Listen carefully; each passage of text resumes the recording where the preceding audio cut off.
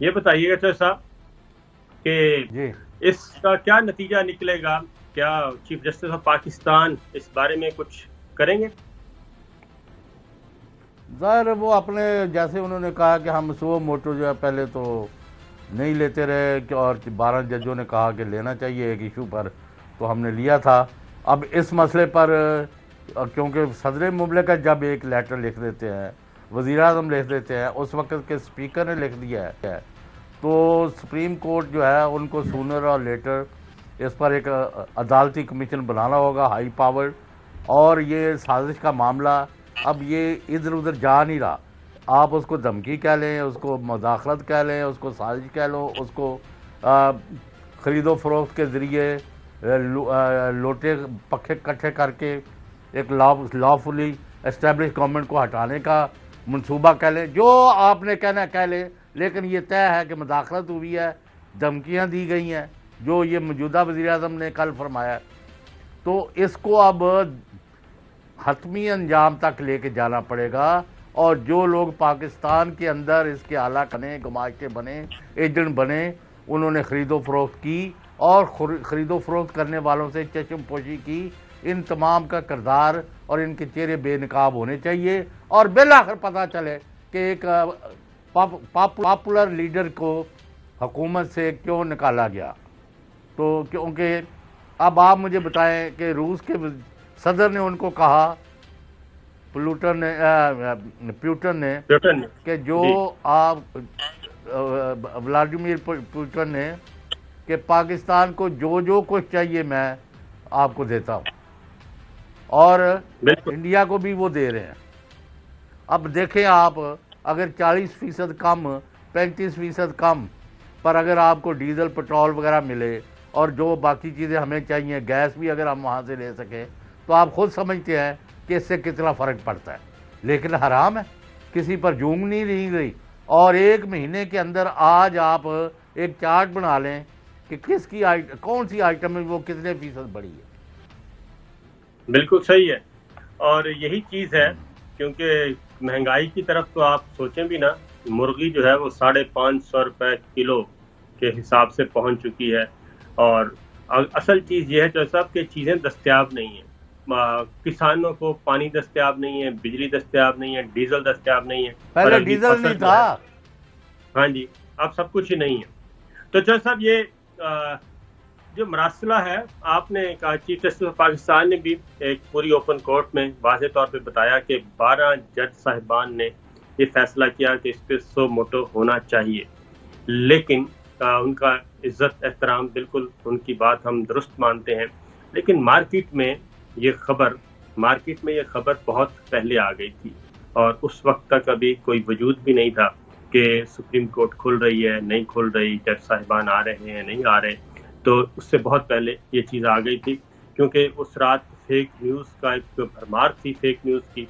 9 اور 10 اپریل کی درمیانی شب، جس کی وجہ سے یہ سارے معاملات ہوئے اور سب کو اب اپنی پوزیشن کلیئر کرنا پڑ رہی ہے۔ اب آتے ہیں جو سب ذرا چلتے ہیں لندن کی طرف۔ اسحاق ڈار صاحب جو کہ نواز شریف صاحب کے بہت قریب بھی ہیں اور مفرور بھی ہیں اور وہاں پہ براجمان ہیں، انہوں نے یہ واضح طور پہ کہا کہ اب عام انتخابات کی طرف ہمیں جانا چاہیے، اور وہ اکتوبر سے کے بعد نہیں بلکہ اکتوبر تک ہو جانے چاہیے عام انتخابات۔ اسحاق ڈار صاحب کیا کہتے ہیں، ذرا سنائیے۔ جو جلدی سے جلدی بھی ہو سکتے ہیں، وہ قریباً اکتوبر میں الیکشن اس ملک میں ہو سکتے ہیں۔ ایک اسکول آف تھاٹ ہے جو سمجھتی ہے جو باقی ریمیننگ پیریڈ ہے 1 سال اور کچھ مہینے، اس کو اویل کرنا چاہیے۔ الیکشن کے اوپر جو فائنل پولیٹیکل لیڈرشپ جو کہ اس وقت حکومت کا حصہ ہے، وہ فیوچر میں جا کے اس کا فیصلہ کرے گی کہ الیکشن کب کروانے ہوں گے، کیونکہ اسی حساب سے اسمبلیز کو ڈیزالو کرنا ہوگا۔ یہ اسحاق ڈار صاحب کہہ رہے تھے جی کہ کرنی چاہیے۔ اب دوسرا وہ کہتے ہیں کہ رائے میں تقسیم بھی ہے، وہ بھی ذرا سنوا دیں۔ تمام پولیٹیکل پارٹی جو اس وقت اس مخلوق حکومت کا حصہ ہیں، وہ سب کا یہ نہیں ہے کہ مدت پوری کریں گے۔ الیکشن کمیشن آف پاکستان کا اسینشل اناوائڈیبل ڈیلیمیٹیشن ہلکا بندی سے کہتے ہیں آئینی فرض ہے، اس کے لیے انہوں نے کہا ہمیں 4 مہینے چاہیے، وہ تو آپ کو دینے پڑے. الیکٹورل ریفارمز بھی کر رہے ہیں، الیکٹرانک ووٹنگ مشینوں کے بارے میں بھی فیصلہ کرنا ہے ہم نے، کچھ اور اسی طرح کے اسینشل لیگل کام ہے. تو ابھی اس کا فائنل ڈٹرمن نہیں ہو سکا جی. آنے والے ہفتوں میں اس کا فیصلہ ضرور ہوگا. آنے والے ہفتوں میں اس کا فیصلہ ضرور ہوگا. چودھری صاحب، یہ جی کس کو جلدی ہے الیکشن کروانے کی اور کس کو ہے کہ نہیں اقتدار چلتا رہے، مزہ آ رہا ہے؟ نہیں، وہ تو آپ کو یاد ہوگا، ہم نے بہت پہلے بھی ڈسکس کیا تھا کہ مریم نواز اور نواز شریف اور اسحاق ڈار اور ان کے ساتھ اس وقت جو ہفتے سے شاہد خاقان عباسی لندن پہنچے ہوئے ہیں، جو 8-10 مہینے وزیر اعظم بھی رہے ہیں، اسی وجہ سے اب وہ وزیر بھی نہیں بنے کہ میں وزیر اعظم رہ گیا ہوں خود، اب میں وزیر بنوں، تو وہ ایک مسئلہ بھی ہے. اب وہ وہاں بیٹھے ہیں، وہ کہتے ہیں کہ ہمیں ہمارا بیڑا غرق ہو گیا ہے، تباہی ہو گئی ہے، 1 مہینے میں پی ٹی آئی کا گراف آسمان کو چھو رہا ہے اور ہم نیچے سے نیچے جا رہے ہیں. تو اس لیے ہمیں فوری الیکشنز کرا کے اس جو اقتصادی صورتحال اور مہنگائی کا بوجھ ہے، اس کی وجہ سے ہم تباہ ہو جائیں گے، ہمیں فوراً الیکشن کی طرف جانا چاہیے. نواز اور مریم بھی اسی نقطہ نظر کے، اسحاق ڈار بھی چونکہ اسی کیمپ پہ ہیں اور انہیں ابھی تک ان کا خیال تھا کہ شہباز شریف جو ہے وہ وزیر اعظم کا حلف اٹھاتے، بلکہ مجھے بھی ساتھ ہی بلا کے معافی نامہ جاری کر کے وزیر خزانہ کی کرسی پر بٹھاتے، لیکن ایسا نہیں ہوا. اس لیے اب وہ سمجھتے ہیں کہ الیکشن ہو جائے اور اگر نون جیت جائے،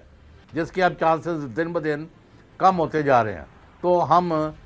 کچھ نہ کچھ دال دلیا میرا ہو جائے گا، میں پھر لٹیاں پاواں گا، اگے وانگوں اس طرح ہی لٹ مار شروع ہو جائے گی. تو وہ بھی ایک مسئلہ ہے. اب تیسرا مسئلہ یہ ہے کہ یہ کسی قسم کی کوئی ایجنڈا جو ہے لوگوں کو آج تک نہیں دے سکے کہ ہم کس لیے آئے ہیں، وہ گورنمنٹ کیوں نکالی گئی ہے. وہ تو عمران خان نے اسٹیبلش کر دیا لوگوں کے ساتھ مل کے کہ اس گورنمنٹ کو کس نے اور کیوں نکلوایا. اب ان کا پرابلم یہ ہو گیا ہے، ان کو جی